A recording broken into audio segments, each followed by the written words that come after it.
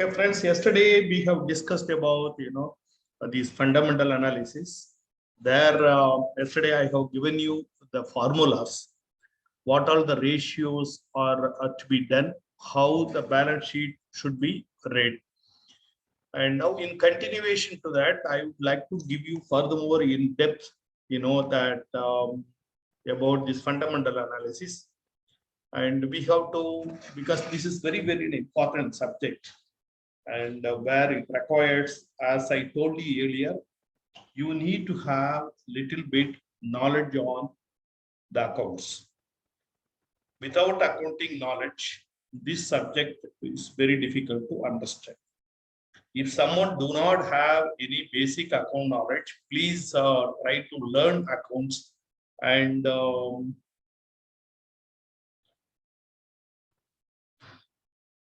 then you need to understand better about this. This is an excellent opportunity for you to learn more, and even you can become an analyst tomorrow. That is one of the very richest profession today in the financial market. So the technical analysis and fundamental analysis, valuation techniques are all very important field in the financial market. Friends, so fundamental analysis is, as I told you, that when you want to invest in any company, first you have to choose the sector and you have to choose the particular company. Then you need to study whether the company is really doing well or not. Then only you can select that particular company for your investment also. It is a holistic approach to study the business.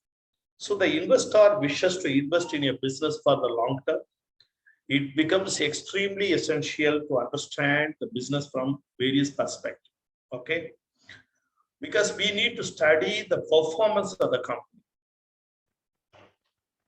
When you want to do something on a short-term basis, the technical will do well. The technical analysis may guide you that when to enter, when to exit, probably the timings, how the market, the price will move in the coming days or in the future, like that. Whereas the fundamental analysis will give you whether the company is really financially sound, are they growing, are they efficient, are they solvent? So many things we will find out from these studies.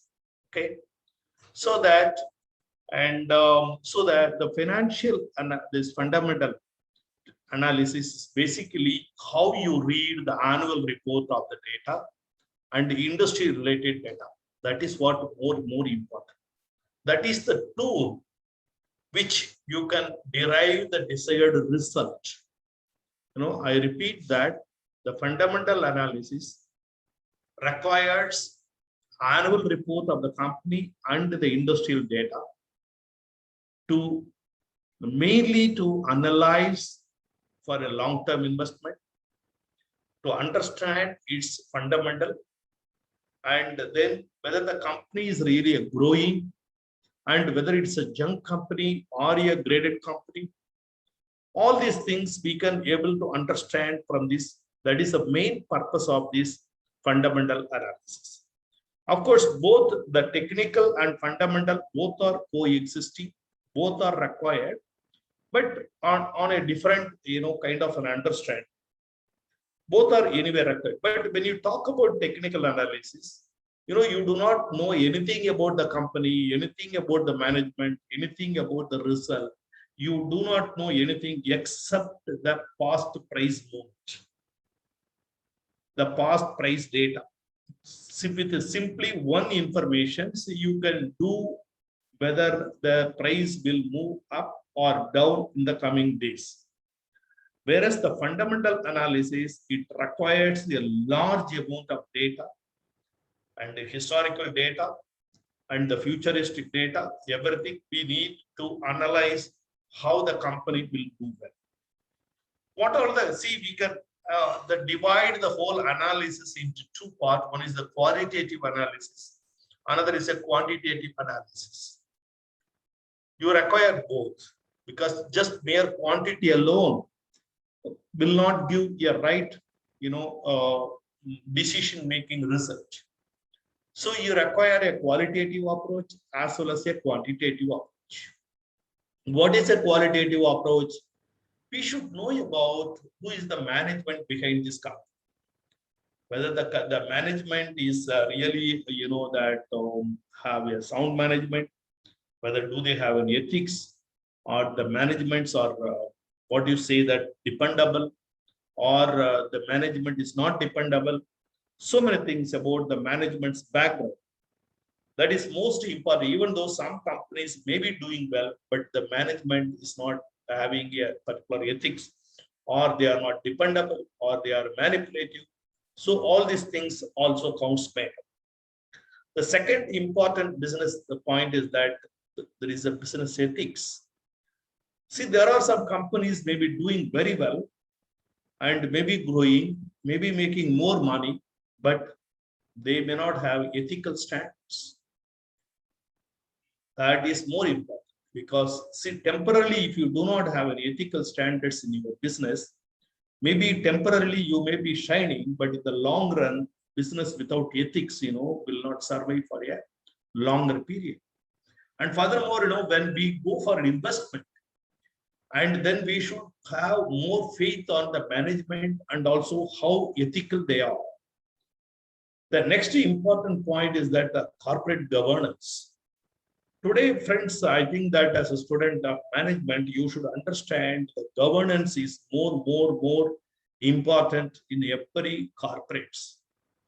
If there is no standards of governance, that is how Securities Exchange Board of India, Reserve Bank, and this corporate affairs, Ministry of Corporate Affairs, all the regulators of the corporates, they have established there is a standards for governance, and how the corporate governance should be done. And if there is no governance, irrespective of the prospect of the company, whether the company earns huge money, so on, it's not going to be, continue for a longer term if there is no governance. Governance will make the corporate very disciplined, and that will help them to go in orderly growth and with a systematic ethical standards.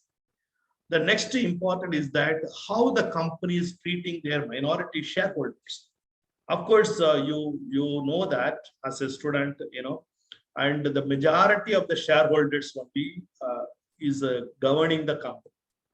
Whoever holds the maximum number of shares, the percentage of shares in the corporate or in the board, they are only managing the company.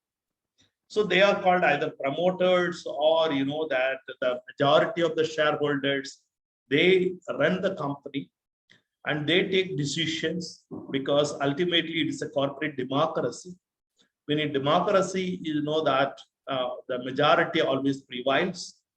But in that kind of a case, whether it is a social democracy or a political democracy or a corporate democracy, that always, the minority people in the society, how they are taken care, that decides the countries, the fabrics, how they are adjustable with each people, whether they really respect the minority shareholder, whether they give the due importance. That is all more important. So that is another aspect.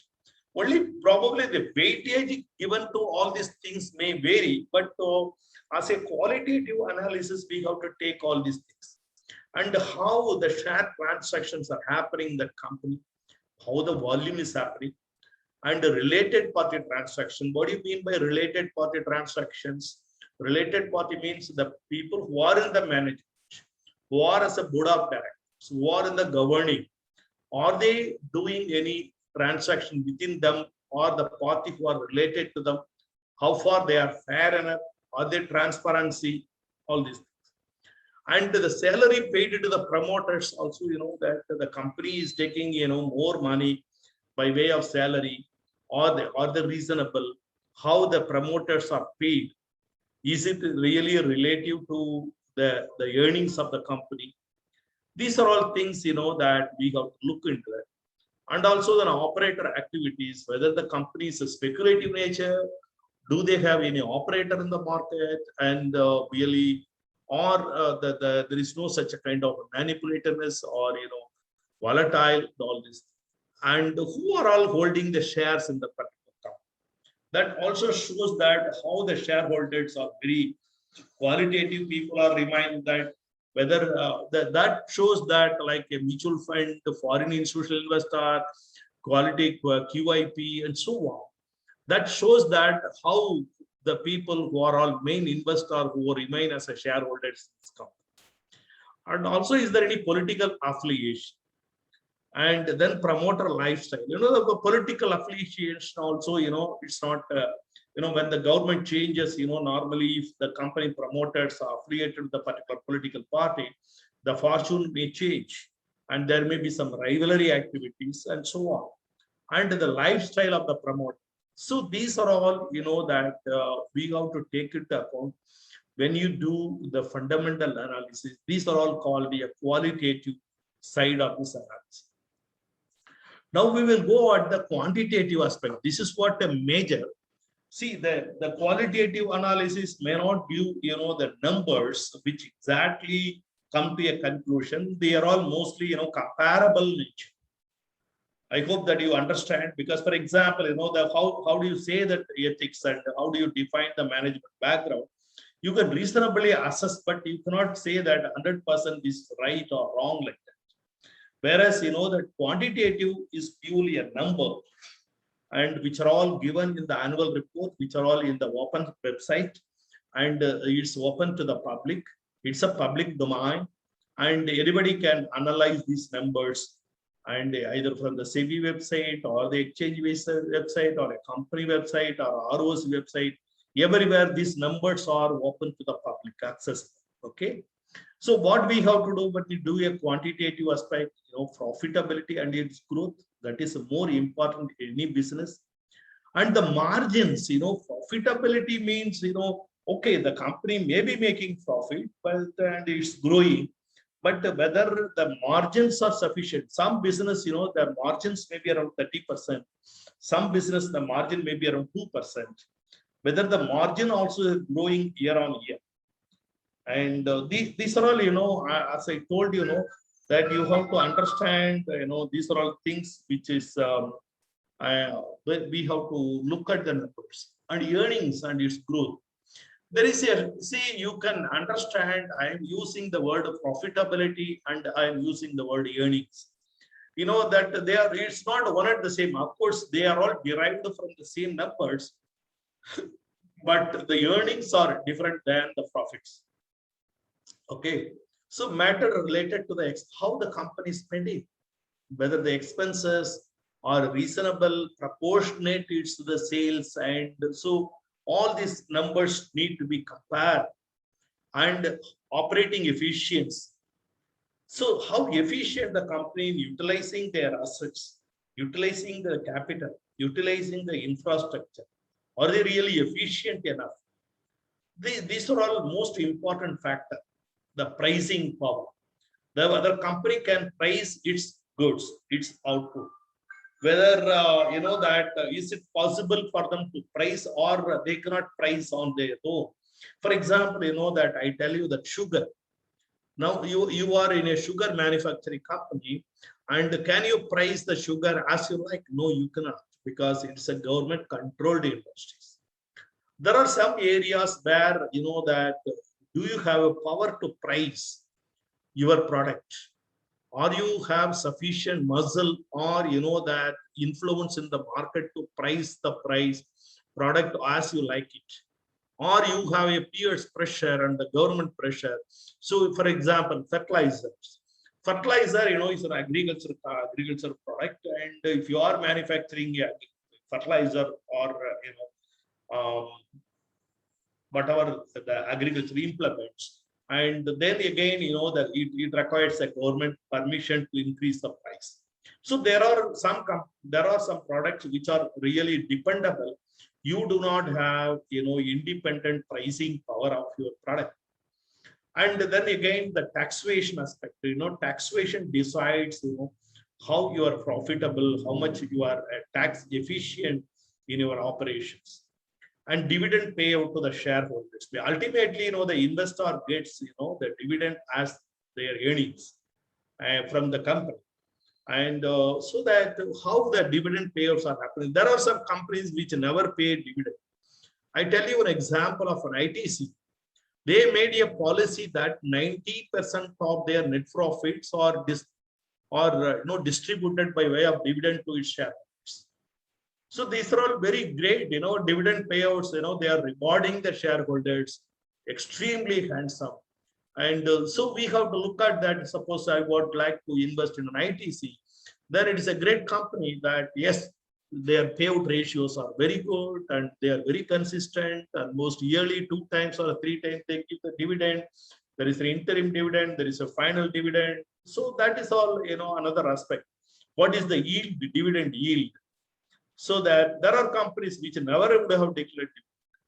And then I have to think about it, whether I can invest in that company or not. Okay. So similarly, the cash flow from various activities. So ultimately, cash is the king, friend. When you study the company's balance sheet, the most important part is that cash flow analysis. Then you need to have it both short term as well as the long term, and how working capital is managed, how efficient, what is the duration of the working capital rotations, and how the assets are growing year on year. That means, are you investing every year, or the assets getting depreciated, decaying year on year? And then further investments, expansion, and then financial ratios.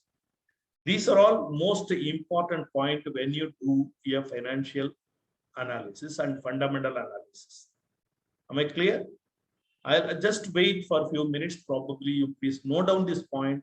These are all very, very important points to understand while talking about a fundamental analysis.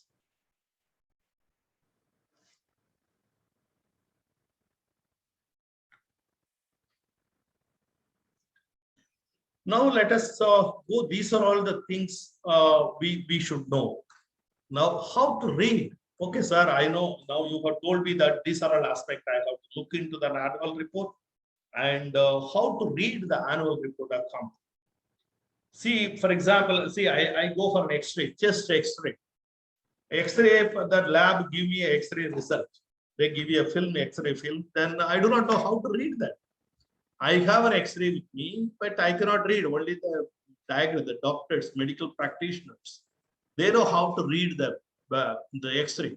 So when I go and give it to the doctor will look at my X-ray. They will tell that you have congestion here, or you are all right, or you have some problems. All these things, So most important point, to understand reading.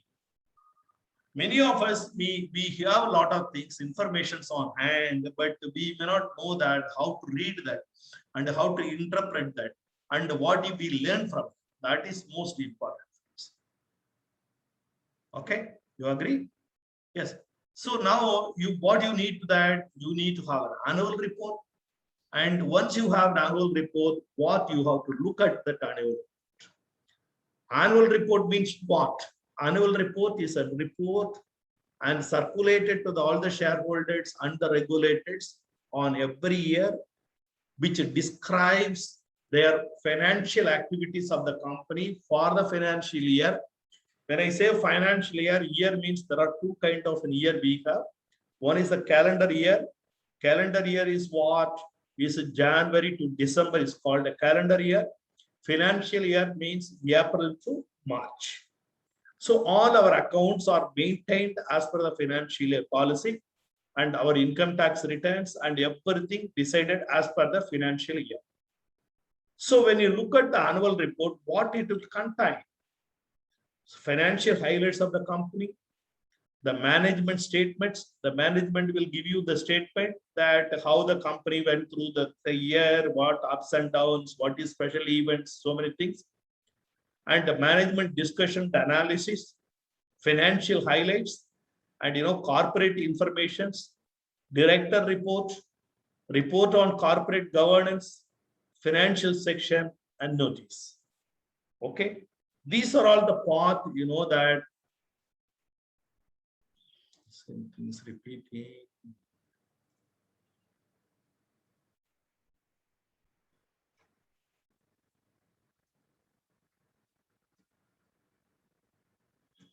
This is the part of, that normally an annual report contains. And so that when you look at that annual report, you will find that probably when I come to the next class, I'll bring some of the records, and so that you can understand. What do you mean by financial statements? I have given a financial highlights and financial section. Now I'll go back to details. Now every aspect we are going to look in details. Now the financial statements are the profit loss account, the balance sheet, and cash flow statement. You understand, friends? The most what you have to look at in any annual report is the financial statements. What is a financial statements? Financial statement is the profit loss account, the balance sheet, and the cash flow statement.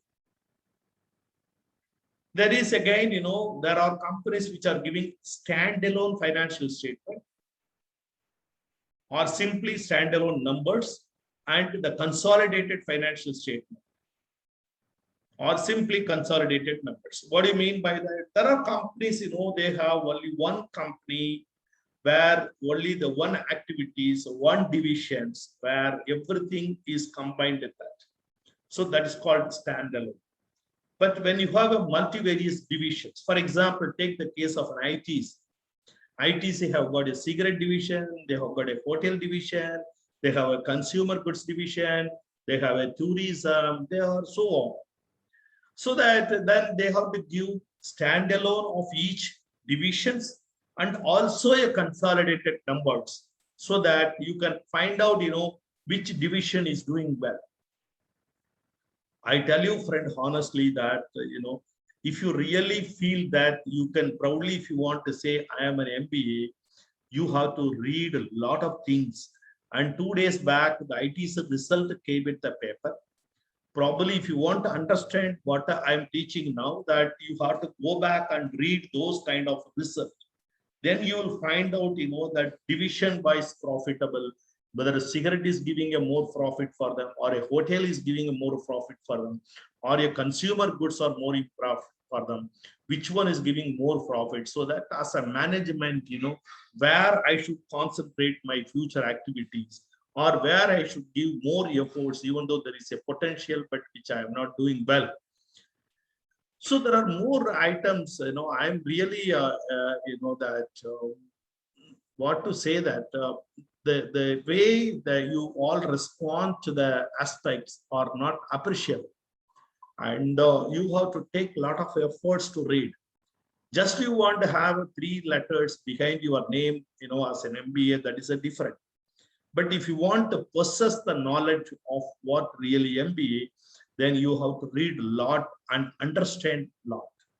Then that will not come just like that. You have to go with a lot of practical aspects and reading. Okay. See, now that I give you a model schedule of financial statements, and this is a balance sheet of an X company. This is how normally the financial statements are submitted in the annual report. What is that? You find out now that balance sheet as at March. See the equity and liabilities. Now that is all again given like this. Is a shareholders funds called share capital, reserves and surplus, that is given internal column, and they have given a total. Okay, am I clear? The shareholders fund means share capital plus reserves and surplus. What do you mean by that? The share capital is contributed by way of shares by the shareholders. That means this company, that numbers are given in the million. That means that this company share capital at 117 crore, 17 crore, or otherwise 170 million is the paid up capital of this company. Then the reserves and surplus, that means almost 134 crore. See, astonishing. And the over a period, this company have accumulated a lot of profit. What do you mean by reserves and surplus? The reserves and surplus means the accumulated profit over a period of time. and reinvested in the company. How much? Almost 10 times, nearly. See that 17 crore capital, reserves alone standing at almost 135 crore. That is the more. See 13,456 million. Okay. This is what that next 17 crore investment, 1,345 crore. That is the reserves. That gives a strength of this company, how the company is so strong in the reserves, how over a period they have accumulated a lot of profits and reinvested, which shows that the company valuables. That almost that when you say this is the thing, see that how many millions. And now the second part is that what is their liabilities. So why here the equity and liability shown on the separately means for the company, for any corporate for that purpose, the equity also liabilities of the company because they have to repay to their shareholders. It is not the company's money, it is the shareholders' money. So that, it's a liable. In case of company gets dissolved, then what is the meaning for that? Then whatever the assets and liabilities after settling of everything, what is remaining should be get settled with the shareholders. So that is the reason it's get also shareholders. Then when it comes to the liabilities, I divide the liability into two parts. One is that current liabilities and non-current liabilities. What do you mean by that? Current liabilities is called a short-term liabilities, which should be paid in a sooner or later. And whereas non-current liabilities means a long-term dues, long-term debt. For example, I buy a loan to build a factory and invest in a plant and machinery. All these things, that which requires a longer term to repay. Maybe a 15 years loan or a 20 years loan or a 10 years loan, which are all in a long-term nature. Okay. So that have to be treated separate. Whereas, the trade payables, for example, where I buy something which I have to pay to my supplier, and there are some current liabilities like a payment of tax, payment of something, payment of salary, payment of working capital, raw materials, so on. These are all I'll have to pay in 10 days time or a 15 days time or a 30 days time or a 60 days time, like that. That means, so I divide my entire fund. When you look at the balance sheet, friends, what you have to do that, you have to look at that, what is, equity, what is a debt. That is a broadest category. I divide my balance sheet. You follow me? Whatever my liabilities, I divide into two parts. One is what is my equity, that is called owned funds or otherwise shareholders fund. The balance again as a liability. Out of the liability, I again divide that is called debt equity ratios. We are going to study in the debt equity ratios. Okay. So that, that the borrowings are otherwise called debt. Again, you divide into two parts. One is the short-term liabilities and long-term liabilities, either short-term debt or a long-term debt. Long-term, which goes into plant and machinery, building, land, created infrastructure, and so on. Whereas in the case of a short-term debt, that it's mainly meet its working capital, like the purchase of raw material, tools, paying labor, overheads, rent, tax, and customer payments, so on. So here you will find interesting, the numbers that long-term debt is almost 1,430 million. And short-term current liabilities is almost around 6,000. Whereas put together almost around 8 million when compared to, so 8,000 million compared to 13,600 million, not even, see, it's a point for 5 to 1. That is the ratio it is working, debt equity ratio. So this is how normally the balance sheet look like. Then we have a number, then how to calculate the ratio, we will see in the later. Now the next part is that you have to look at how the profit loss account. This is a balance sheet. Okay, balance sheet also, I have one more item I have to show that. And how much?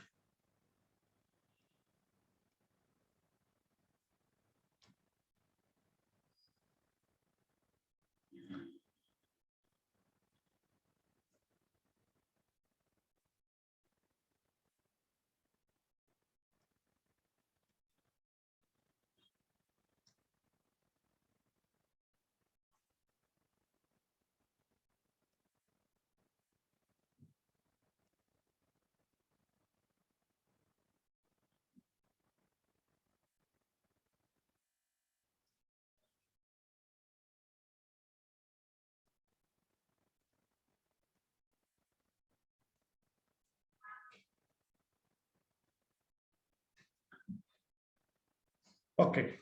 Now that you know that this is the full-fledged balance sheet. See, earlier I have shown these slides, I have shown only on the liability side.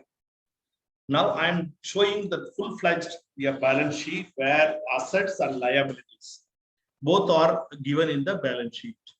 So all assets always should be equivalent to liabilities. Okay, here you see this. This is a number 21.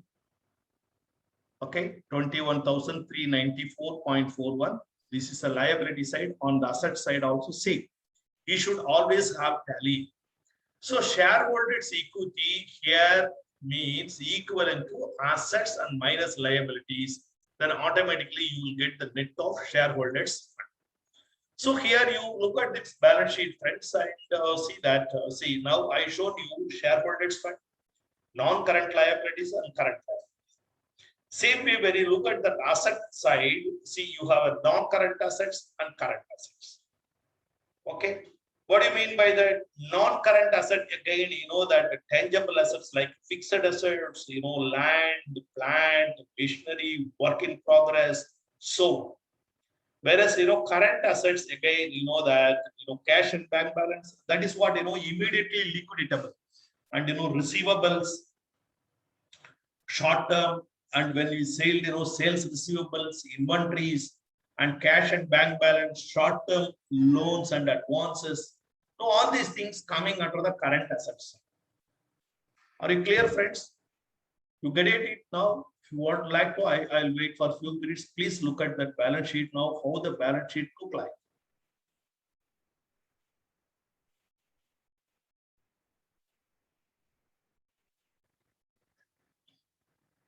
Okay, now that let us go into the financial statements, okay, and the profit loss. This is scripted, okay.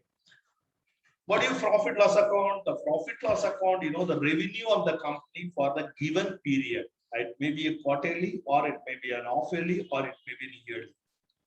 There is a big difference between a balance sheet and the profit loss. You have to be very, very, very clear on that. What is that? The balance sheet is a cumulative number, and which are as on date. It's not particular period. It is for as on date. இன்னைக்கு டேட்ல நம்மளுடைய network, நம்மளுடைய balance sheet என்ன இருக்குன்னு சொல்றதுதான் balance sheet. நம்மளுடைய assets and liabilities. This is incorporated the day from the beginning. நமக்கு company ஆரம்பிச்சது இன்னைக்கு வரைக்கும் நம்ம இன்னைக்கு டேட்ல நம்மளுடைய பொசிஷன் என்னன்னு சொல்றதுதான் பேலன்ஸ் ஷீட். புரியுதா? அதனால that is called a balance sheet, balancing sheet. What is that balancing? நான் எவ்வளவு சொத்து வச்சிருக்கிறேன், எவ்வளவு வந்து அசெட் வச்சிருக்கிறேன், நான் வந்து பிளஸ்ல இருக்கிறேன்னா நெட்வொர்க் பிளஸ்ல இருக்கா மைனஸ்ல இருக்கான்றதை தெரிஞ்சுக்கிறதுக்கு தான் balance sheet. Whereas the profit loss account is for a particular period only. Okay, last year profit loss does not have a validity of this annual. During this year, that is what this is a given period. அதனாலதான் நார்மலா நீங்க P&L பாத்தீங்கன்னா profit loss account for the period from 1st of April to 31st March ன்னு சொல்லி. Whereas balance sheetல as at சொல்லு. Okay, இங்க பாருங்க.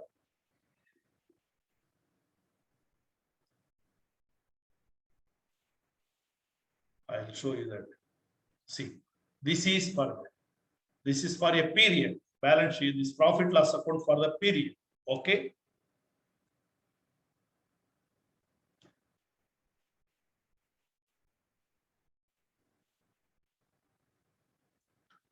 So the expenses incurred to generate the revenue. What is the revenue? Revenue means sales for the company. How much sales we have done. Then to do the production, manufacturing and sales, when you want to manufacture, there is an expenses involved, and that is a revenue. Whereas the expenses is that to manufacture, to generate that kind of revenue, how much expenses the company has incurred. Okay. Then the tax and depreciation. What do you mean by that?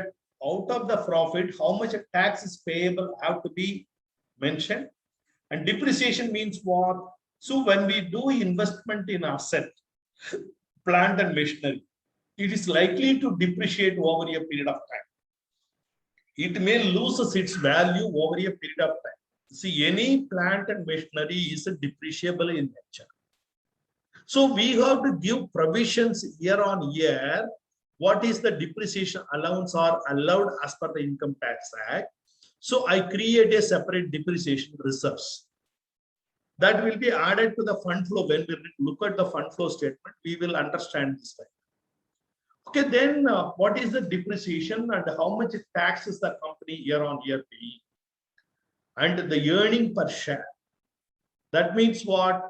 The net profit after paying everything. What is the net profit available for the company, which are divided by the number of shares? That is called earning per share. That is called EPS. So what you have to look at it, the top line of the company is the revenue, the profit before tax, and net profit after tax. Am I clear, friends? So this is what your profit loss account. Okay. Now we will go for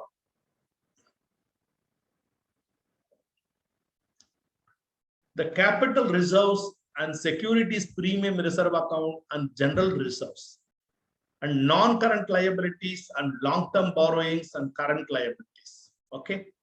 When I shown you that, that here you see the reserves and surplus. See, in the balance sheet, this is called a reserves and surplus. This reserves and surplus constitute of what? Capital reserves or security premium reserves or a general reserves which need to be taken into account. Okay. So the total liability, if you want to arrive at total liability of any company, total liability is equivalent to shareholders fund plus non-current liabilities plus current liability. That is what I was shown. So this is what the entire liability is. Okay. So when you say current assets, what are your current assets? So the inventories, trade receivable, cash and bank balance, short-term loans and advances, and other current assets. When you say inventories, what is that? Inventory means the raw material purchased for manufacturing, and already raw material in transit and work in progress. What do you mean by work in progress? The product under process. It's not get finished. Already the raw material is taken into process. It is on the way of processing to get completed. So it is in the machine shop or in the service station or so on.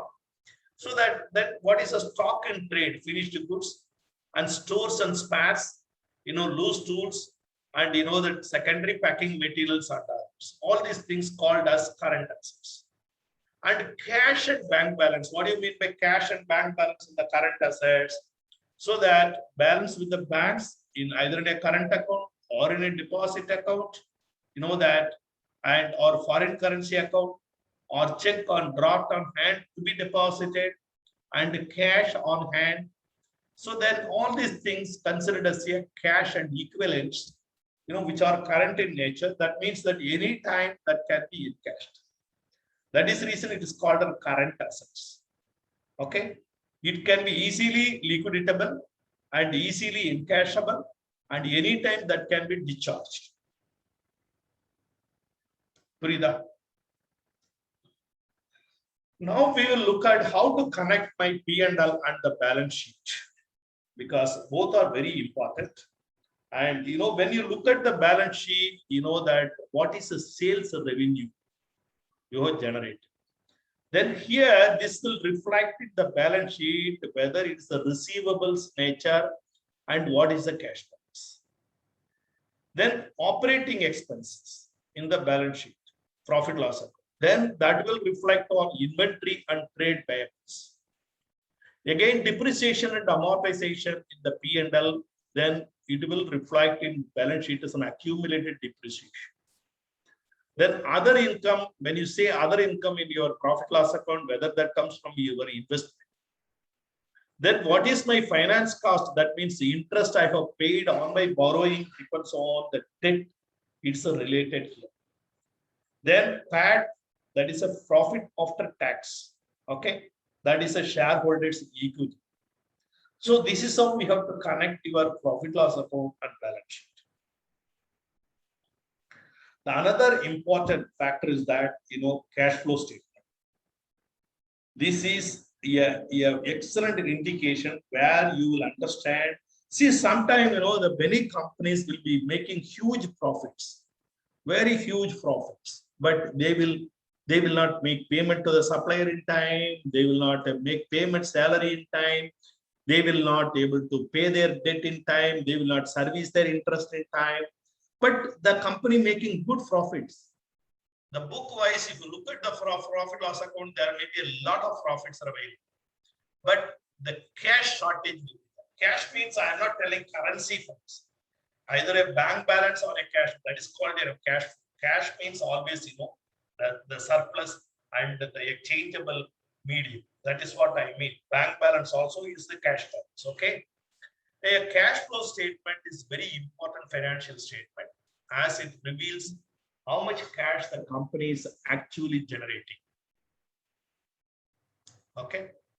Then it all depends upon your operational activities, your investing activities, and the financing activities. Okay. This is more important. And then your cash flow can be decided based on these operational activities, investing activities, and the financing activities. Okay. How to study the balance sheet and the cash flow numbers. So this is what, when you look at the cash flow, why that, for example, the expenditure towards an advertisement getting decreased. That means that treated as an asset as it increases the brand value. And expenditure towards new recruits decreased. That means treated an asset as it increases the company's intellectual capital. So expenditure towards a new equipment decreases, treated as an asset. See, loan again, loan means cash flow to the business increases. That means loan is a liability. How this cash flow is coming from where and what is the impact on the balance sheet? That is what I am trying to tell you. Okay. So this is how normally, the profit loss account looks at it. And from here only you have to take that how the cash flow numbers are coming. The revenue from operations. See, you have to look out that. See here, it's a revenue. Revenue is sale of product, non-sale of net sale of product, sale of services, other income, net revenue from operations. Here I take you into sale of products alone. For example, these are a particular company's balance sheet, so that and finished goods sale and stock in trade and home UPS product buys. So this is a gross revenue from sale of product, unless excise duty. Now today, okay, we'll tell about GST and sales and services. The income generated from installation, commissioning of equipment, annual maintenance, preventive maintenance, and other services. So net revenue from sale of services, this is sale of product. Then the combination that which is a major income driven, it is a manufacturing activities, not a service activities. Only 10% of manufacturing revenue comes from, that total revenue comes from sale, and other, sale of process of scrap and smaller is significant. So this is a net revenue from operations. No other income, when you say that other income, like interest from bank deposit against receivable and dividend income, where the company would have invested in some other stock, like a mutual fund or equity investment, wherein the company have got some dividend income. Then insurance claim, the sale of scrap and cash discount at yearly payments and bad debts recovered. Then like that, so on. These are royalty income, sundry income. This is nothing to do with our business, main business, but however it has given, income, it generated so much income. So normally we have to look at, when we do analysis, that we have to look at that, whether the income has increased from the previous year is due to the business income or other income. You get my point. For example, during this year, they would have sold some of their assets. There they would have made a huge gain.